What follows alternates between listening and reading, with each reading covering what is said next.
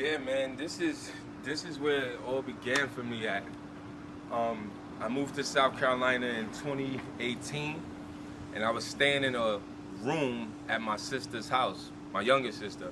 And it was just me and my daughter, you know what I'm saying? My daughter was a baby, and I had full custody of her, but I knew I had to come out here and succeed. I didn't know anybody out here. I didn't know what was going on. I just knew I wanted more in life. I am a king, I feel like a king, I live like a king, I know I'm a king. I am a king, I feel like a king, I live like a king, I know I'm a king. I am a king, I just wanted you to know. And I serve a king that sit high and look low.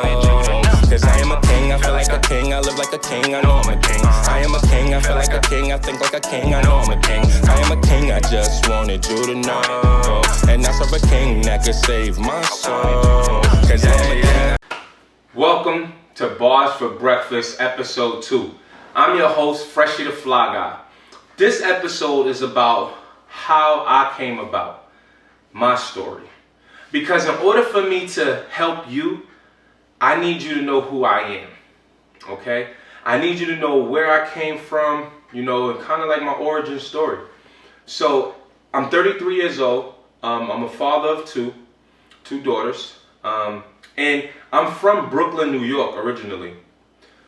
I was raised by my mom, and I've had all females that raised me, aunties, grandma, great-grandma, stuff like that. And, I had some hard times. It was very hard growing up. My dad wasn't there. He was on drugs. My mom was on drugs. But thank God now my mom has 20 years clean. And she's wrote a book, and she founded Timber Inc., which is training individuals to make better attitudes to help other people who were in her situation basically turn their life around. And my mom is a big motivation for me. Some might even call me a mama's boy, and I'm okay with that. I love my mother. My father recently passed away about 2 years ago. And the funny thing is he died, or should I say I found out he died on my mom's birthday. So while I'm telling her happy birthday, I'm getting a phone call like, hey, your dad is dead. It was tough. Though he wasn't always there, I still knew of him, knew who he was. We've had multiple occasions where we hung out. I was able to take him out. I actually took him to church, and he watched me get baptized. He actually gave his life to Christ right before he died. So, it was a very touchy moment, but I knew he was in a better place. So, one thing about my life that I feel qualified to have, the opportunity to share this with you is because I was in a dark place at one time. And a lot of the people that know me from, the things that I did in my past. It was a street life. Let's just say that. It was a street life. I did everything under the sun in the street when it came down to surviving. And I think that that's mainly why people do what they do that's in the streets. They're doing it to survive. It doesn't matter whether it's selling drugs, whether it's stick-ups, don't matter. They're only doing it to survive. And I want to let those individuals know that there's a better way, okay? I want to let them know through my trial and errors and through my success that there's other opportunities out there. So this is why I created Bars for Breakfast. Some may know me as an artist, some may not. I love to do music. I love to write. I've been doing songs for over 10 years. I haven't put a lot out because I have this mindset that I want to make sure that I get my businesses handled first before I really push my music out there. But here's the truth, right? You are only as good as you feel. And that goes a long way, especially when you're living in the inner city and your environment is bad. You're only as good as you feel. So, what I want to tell you about my life is basically how I turned it around, okay? How I changed my mind. So it goes back to about maybe 2018 where, things kind of shifted for me on a mental standpoint. No, you know what? Let's go back a little further. Let's go back to 2014 when I had my daughter. Okay, she was 6 months old, and I was in college, and I got a phone call from her aunt, which is her, my child's mom's sister, that my daughter was in danger. Okay, she's my youngest daughter. My oldest daughter was with her mom, and she said, "You gotta go get your daughter." Okay, I was in Binghamton, New York, in college when I got that phone call. So I told my professor, "Listen, it's an emergency. I gotta go." And I went and contacted my daughter's mom, and asked her to give me my daughter. At that time, coming out of college, I didn't have a place. I didn't have my own place. I didn't have a car. I didn't have a job. I just was a college student. But I knew I had to take my daughter. So I wound up getting my daughter. She brought it to me with the birth certificate, the social, and a diaper bag like here. And I took her, and I went and got full custody from the courts. One thing I want to say to those fathers out there that have children that they're not taking care of, your blessing is tied into your child or your children. So if you're struggling right now in your life and you have children, I want you to take a real close look at the relationship you have with your children, and that will determine where God is going to take you in your life. Because at that time, like I said, I had nothing, but I knew I was not going to leave my daughter in a bad situation. So I took full custody of her. The judge awarded me full custody of my child, and that was like one of my biggest accomplishments in life. Okay? So being at my mom's house, I knew I could not stay here long and raise my daughter. So I had to make some adjustments. I moved into a friend's house who invited me to come stay with him, and he had a room for me, and I was so stuck on the corner boy mentality, and just like, okay, as long as I got somebody to babysit, I could go, make this happen. But when I realized the risk factor, like, see, when you got a child and you got custody of that child, if something happens to you, you're gonna lose your baby. So I quickly had to put that away. So I started working for UPS. And I worked for UPS as a package handler. I was only making like $11 an hour. And I'll never forget it. I got my first check and it was only $88. And I was ready to quit. I'm like, what? It took me a week to get $88. This is not going to cut it for me. I'm done. But, my friend told me something really important. He said, the $88 is honest money, and you would much rather get honest money and not have to look over your shoulders than to get illegal money and be worried about losing your daughter. And when he told me that, it stuck with me, and I thought about all the things that I've been through in my past. So I decided that, okay, I'm gonna stick this thing out, but now I'm not gonna just go and empty boxes out of a truck. I'm gonna be the best box emptier ever. I'm going to go and give it my all. So I went to work and I was there early. Okay, let me tell you something.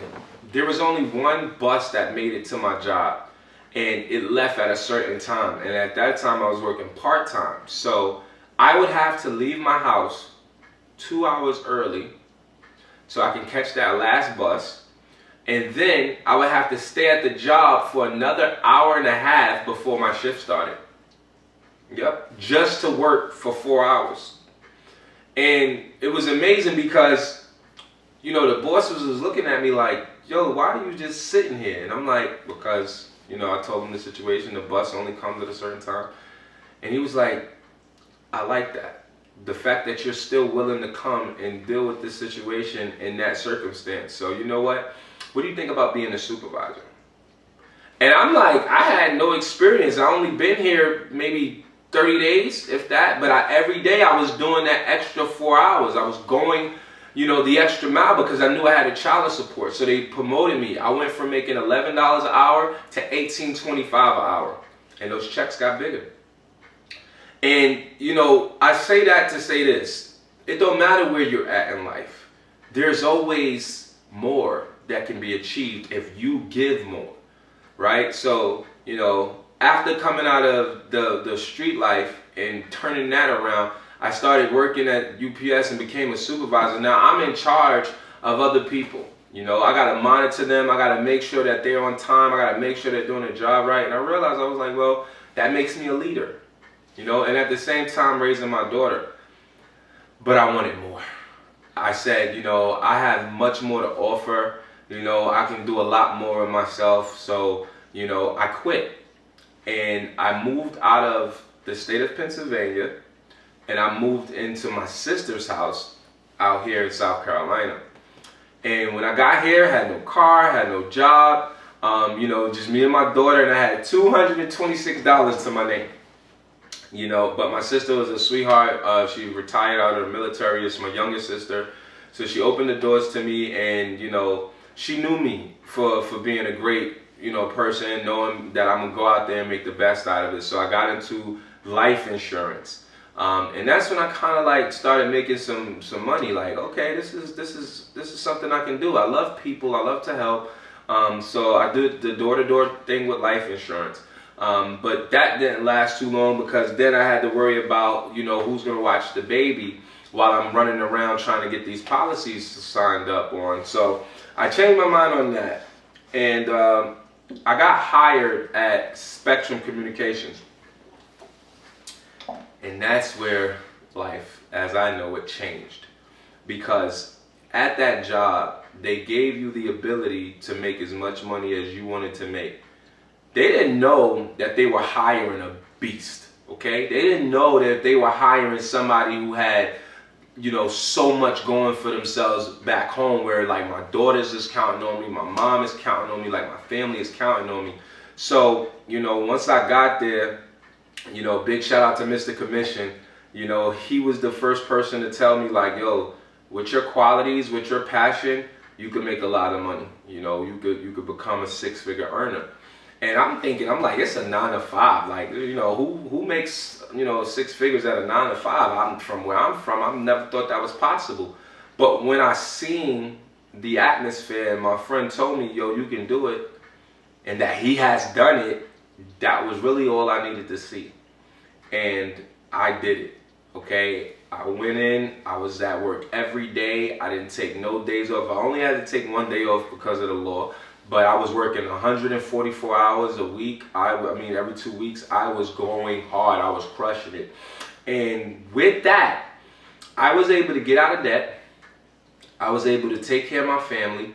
I was able to move out of my sister's house. I was able to buy myself a car. I was able to do everything that I needed to do at a 9 to 5. But I still wasn't happy. Because I realized, I said, this is great for me. But what about the people? See, what you do in your life for you will never be as great when you're doing it for someone else. And sometimes I think people feel that they come first and then the people come after, but it's a little different. If you put people first, God will put you first. So yes, I made all of that money, but I still felt this void in my life. I still felt like something was missing. So I got it. Okay, so basically what happened was I realized that working at that job, I was pursuing somebody else's dreams and goals for their company, right? So that just didn't sit right with me. I said, if something happens to me, I can't pass this job down to my daughters. I can't give this to my family. So it made me start wondering, what do I have to offer? What can I bring to the table for somebody? And I realized that I was pretty good when it came to credit. My credit score back when I was in New York was about a 494, low 500s. And throughout learning and studying and reading books, I was able to get my score to the high 700s. So I thought at first, I'm like, maybe I got lucky, right? Maybe, I just figured out something, I don't know if I could do this again. So I reached out to a friend, and I said, you know what? Let me fix your credit for you. I didn't charge him anything, so let me fix your credit. And I did it. Now, by the time I did his credit, my credit is good. I said, you know what? I think I got something here. And I'll never forget it. It was January of 2020. I decided to quit my job. As a six-figure earner, I quit my job to start my credit repair services, the Royal Credit King. Now, some of my clients, credit scores were really low, but after working with me, I mean, their credit scores are high now. They've been able to get cars. They've been able to get the places that they want to live. They've been able to see credit card offers and things like that. And that's where I realized my passion is really helping people. So now I'm like, you know, I got the credit repair business going. It's working out for me. I'm doing 6 figures. Everything is great. But you know what? It's something else missing. And I'm like, you know, I got to figure out where is that void? Why is it missing? I'm making the money. I got my own business now. I got my daughter. I've been raising her by myself. And I got my queen now. You know, I met my queen. And she came into my life and just took my life to the next level. I've traveled the world, but it was still something else that wasn't there. And hence, that's when God gave me Barsforbreakfast. And he told me to provide some valuable information for the people that want to hear it. Okay, because I can't help everybody. And there are tons of podcasts out there. There are a ton of some phenomenal people out there that have a lot of information for you if you're willing to listen, if you're willing to learn. So right now, what I want to do is I want to send my flowers out to those that empowered me and that taught me along the way of my journey. And I want to show my respect to you guys right now. Some of those names are Justin Owens, Nehemiah Davis, Him 500, Les Brown, and Tony Robbins, you know, Russell Brunson. I want to make sure I name as many of you guys as possible. Brendan Bouchard, E.T., you know, these guys, I listen to them every single day, and they changed my life in a major way, okay? What else? What's some other names? I want to make sure I name all of you guys because, you know, you guys have, and some that's not even living, like Jim Rohns, you know, like some of you guys that's not even here, I still, Napoleon Hill, Earl Nightingale, okay? You know, these people have poured their life out on camera so that we could come behind them and learn from them.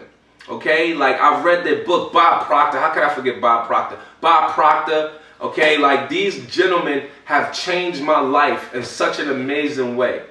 So now I have to give back to you guys. And, you know, if you're watching Barsforbreakfast, what I want you to always know is that everything that you're going to hear is coming from the heart. Not just my heart, but from my guest's heart as well. I want you to know that no matter where you're at in your life, you can always turn it around. Why not 180? See, because if you do a 360, you're going to be right back where you started. But if you do a 180, you're just turning it around. And everybody has a testimony. Everybody has a story. And everybody's story is different. Some areas there will be some similarities. But most importantly, it's about not giving up on what you want. So I'm going to do episode after episode after episode, no matter what. Oh, how could I forget David Shands? Big shout out to you, Captain. Because if it wasn't for him, I wouldn't even thought about doing podcasts. But I listen to him every day. Okay? Every day I listen to these people. All throughout the day. Because I know the information that they're giving and sharing and helping us learn is to get us into a better situation. It's to empower our communities. It's to help our families. You know, so you got to be one of those individuals that want to give back. You got to be one of those individuals that want to make a change. Now, on a spiritual level, big shout out to T.D. Jakes, Joel Osteen, Darius Daniels, Tony Evans. These are different preachers and motivational speakers that I listen to that empower me on a spiritual level. Because I'm a man of God. I'll let you know in a heartbeat. I serve Christ. I'm a man of God. But most importantly, you guys, for this episode, I said I wanted to kind of give you my story. I wanted to kind of, you know, tell you about myself and some of the things that I overcame, you know, from being in the streets and, you know, having my mom on drugs and then getting clean. All of these things, I'm knowing somebody out there can relate to it. Being a single dad, raising my daughter on my own for, you know, 5 years and, you know, now finally meeting my queen and her being in my life and like, you know, this is what I needed, you know, that support, you know, and her motivation and her dreams and her goals aligning with mine to help us get where we want to go. So I hope you enjoyed episode 2 of Bars for Breakfast. It was just, me giving back to y'all, just to let y'all know who I am. I would like for you to, leave your questions in the comments. Definitely reach out. Let me know what you think about the information. You can also make suggestions on what you would like me to do for, a future episode. But until then, until we meet again, thank you for tuning in, and y'all have a safe and productive New Year's. I hope you get everything in life that you're looking for. God bless you.